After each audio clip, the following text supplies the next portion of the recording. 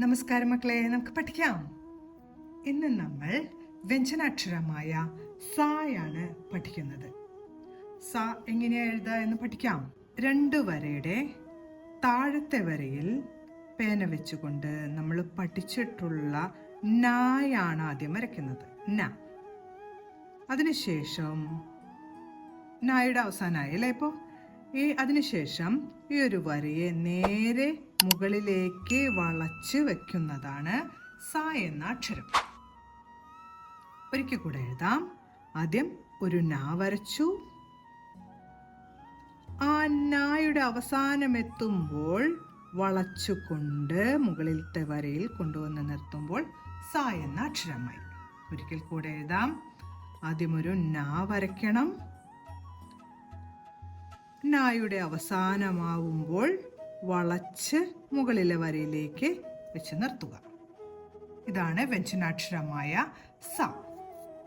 ഇനി നമുക്ക് സ വരുന്ന വാക്കുകൾ പഠിക്കാം.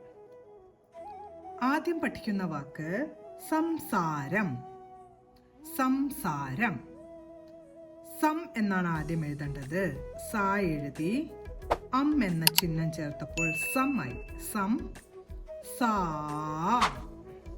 സ എന്ന് നീട്ടി ഉച്ചരിക്കുന്നത് കൊണ്ട് ആ എന്ന ചിഹ്നവും ചേർത്തു. സംസാരം. രാ എഴുതി അമ്മിന്റെ ചിഹ്നം. സംസാരം. സംസാരം. അടുത്ത് നമ്മൾ പഠിക്കാൻ പോകുന്ന വാക്ക് സമയം എന്നാണ്. സമയം. ആദ്യം സ എഴുതണം. ഇനി മ എന്ന ശബ്ദമാണ്. മ എഴുതി തൊട്ടടുത്ത് യം.